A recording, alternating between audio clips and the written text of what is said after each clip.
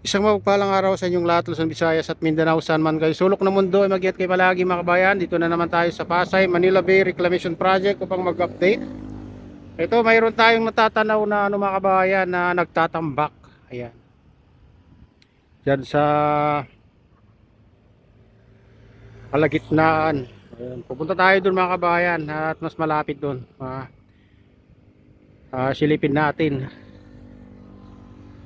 Ngayon lang may nagtambak ngayon dyan mga kabayan dito banda. Matagal na. At yung ginawa nilang isla dyan dati ay kinuha din yung mga buhangin. Pinasipsip din sa dredging vessel. Ayan.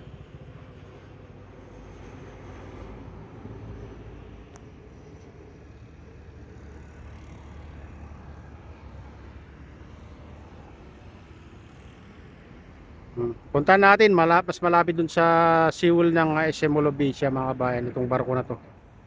Tara na, samahan nyo ako. Ayan mga kabayan, dito na tayo sa seawall ng SM Olobecia mga kabayan. At mayroon tayong natatanaw dito na nagtatambak. Dalawang barko ito mga kabayan, iwan ko lang kung magtatambak rin yung isa. Yan, silipin natin.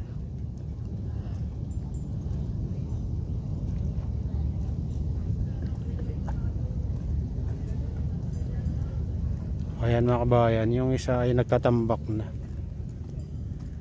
Ayan. Matagal-tagal din na walang nagtambak dito mga kabayan. Nung ginawa nilang island dyan ay kaya kinuha din, pinasipsip din sa dredging vessel mga kabayan. Nilipat din yung mga buhangin dyan. Kaya apat na lang yung island na nandito sa tapat ng SM Olobecia, yung maliliit.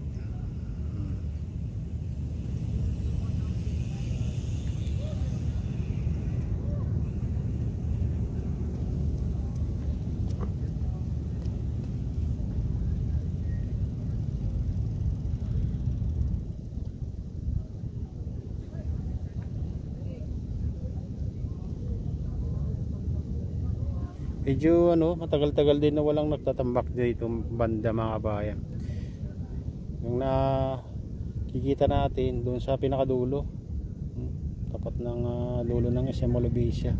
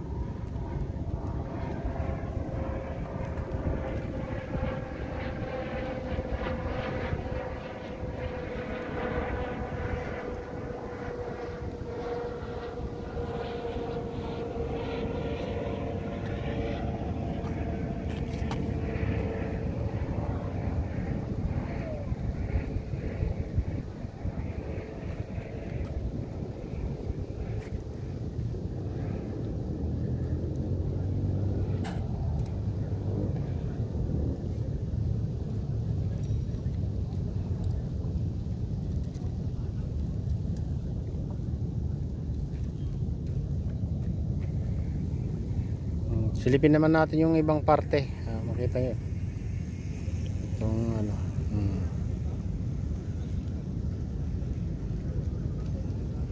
ayan ang pinakamalapit na island dito sa tapat ng SM Olobecia.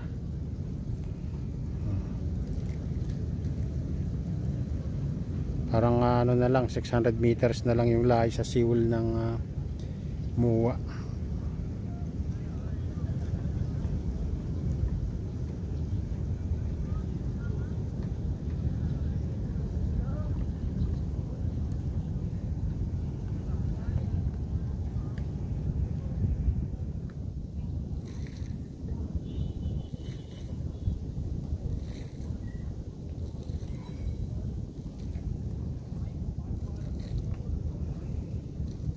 Medyo maulap yung kalangitan mga kabayan, kaya ganito ang kulay ng ating video. Nagre-reflex kasi siya ulap yung dagat, tubig dagat. Medyo maulap yung kalangitan ngayon mga bahay, parang nagbabadya na naman na umulan mamaya.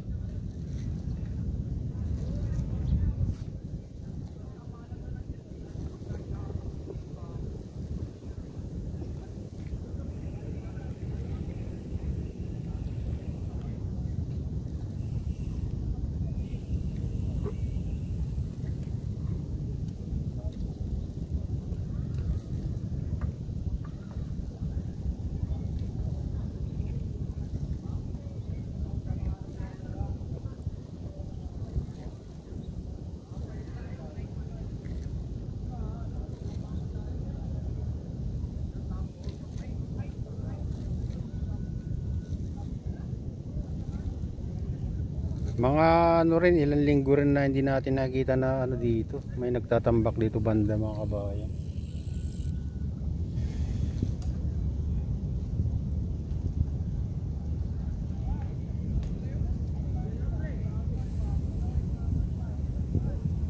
Kasi dati hindi na ano kadalas yung kanilang pagtatambak.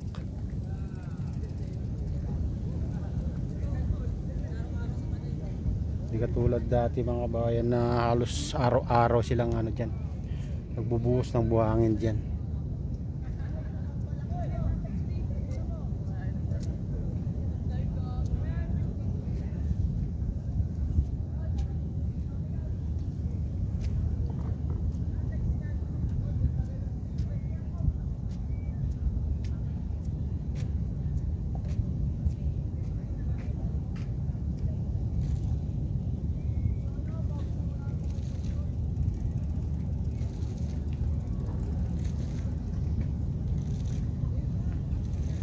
Dalawa yung ano diyan mga kabayan, barko, kaso lang hindi natin na nakita kung nagtatambak din yung isa kasi nakatalikod.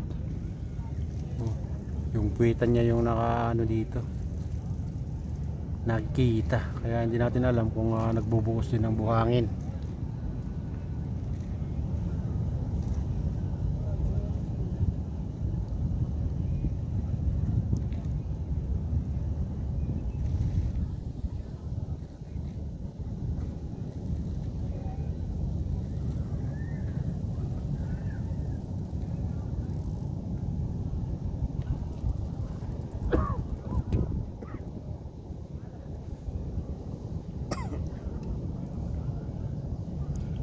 Excuse me po.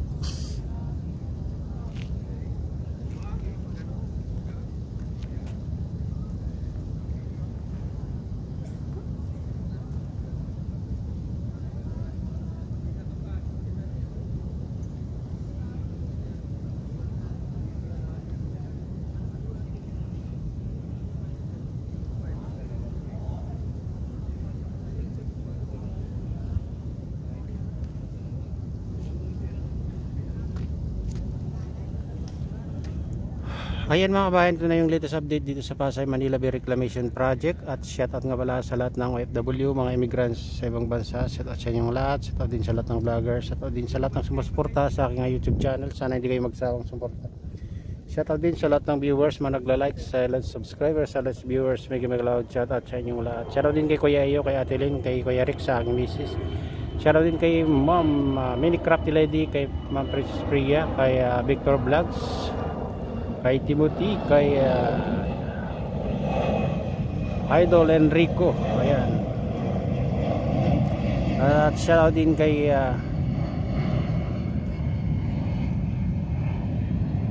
Kadi Official at sa lahat ng walang sawang sumusuporta sa aking YouTube channel. At pagpalain na ng Diyos, ingat kayo palagi. God bless you.